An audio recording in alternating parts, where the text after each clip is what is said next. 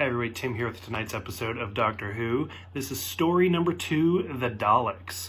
Probably one of the best stories of the first Doctor. So this story is 7 episodes and they're all thankfully intact. It's a lot to go through. It's kind of interesting. This was also the premise of the first Peter Cushing movie. So this gets remade in color with a different cast and stuff like that. So it's kind of interesting to watch the original. This is how it was viewed first. This is our first introduction to the planet Skaro, the Daleks, and the Thalls. And like a lot goes on. I mean, it's 7 episodes, but still, and a lot of it we saw in that movie. So we left the caveman from Unearthly Child, and we arrive here right off the bat. They say, okay, so this is not Earth. We have officially gone to a different planet, which originally the show wasn't quite thought to be like that it was going to go that sci-fi. It was going to be more educational. That's why they went back in time only for the first storyline. And then so when we get here, right off the bat, Ian is already questioning, like, is the Doctor even capable of getting us home, or are we just blindly traveling at that point? Which is a reoccurring theme as we get into later stuff. I really like the food replicator that they have. It pumps out like this little bar, and they start eating it, and they're like, one bite tastes like bacon, and then the next bite tastes like eggs. And it's like this weird little combo thing, which is kind of interesting, because as we get further into sci-fi in general, like food replicators, and like you put down a pill with water and you get like this huge meal, stuff like that starts becoming more and more apparent. We see the Doctor lying to the companions about the little metal piece that he needs mercury for, to power the TARDIS. He says it just because he wants to go to the ship. Ian and Barbara are like, no, we went on your one journey, we want to go home. And he lies about it being broken so that way he can go back in. So the team go into this city, and ends up being the city of the Daleks. And of course, all hell breaks loose, and they're trying to get out of there. We see a lot of interesting things. We see the team getting sick from radiation. We hear the Daleks talking about the Civil War from years and years of past with the Thalls, and at this point they're called the Dolls, which, I mean, that's not super a stretch that the Dolls become the Daleks. Later on, this gets retconned to the Khalids? I don't remember what they're called. But so if you're looking for continuity, Doctor Who is not the show for you, because it changes a lot. They also bring up how the Daleks are powered by static electricity, and to overcome them, what they have to do is they have to push them onto a cape that breaks that connection. Now, this is something, again, that changes very, very quickly, because they realize that they can't reuse the Daleks if that's the case. And so we start seeing the Daleks come outside in later episodes, and then once we get to the new Doctor Who, we can even start seeing them fly and stuff.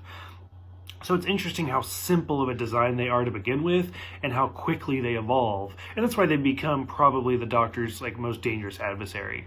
So it's kind of interesting. We also see a glimpse of a Dalek so they push it onto the cape to kill that static charge. And then Ian and the Doctor open it, close it real quick, and they're like, you know what, Barbara, Susan, why don't you go do lookouts?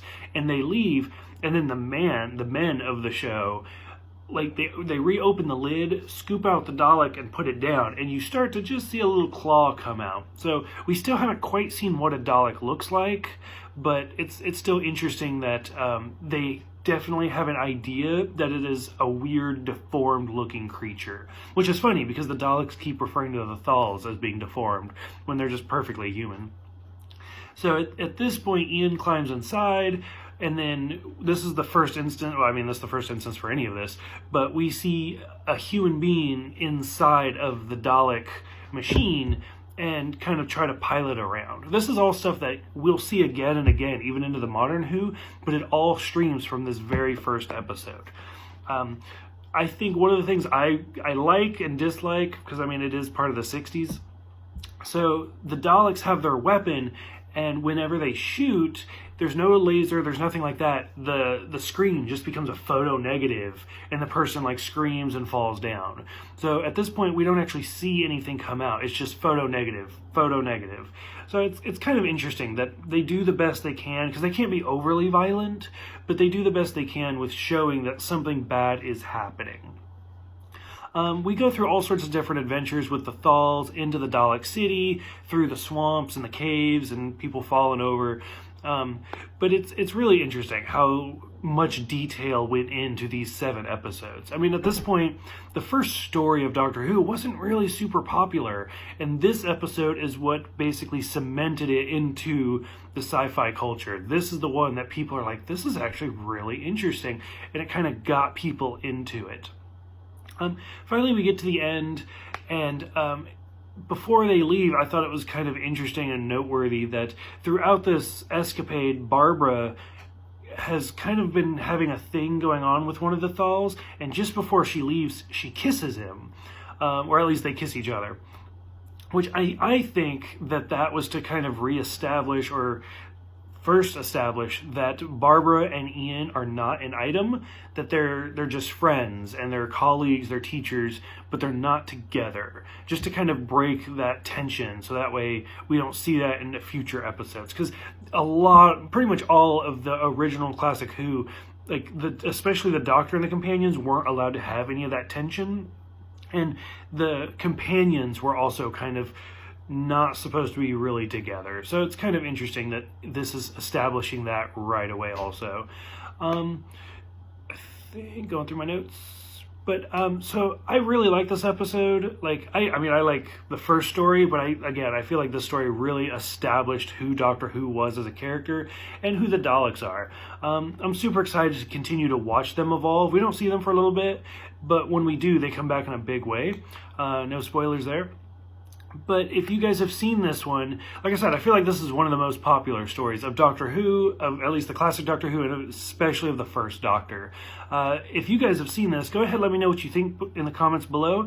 Go ahead and let me know what you guys think of the Daleks and the Thalls and the Civil War. Thank you guys for everything, and I will see you guys next time for Story 3, The Edge of Destruction.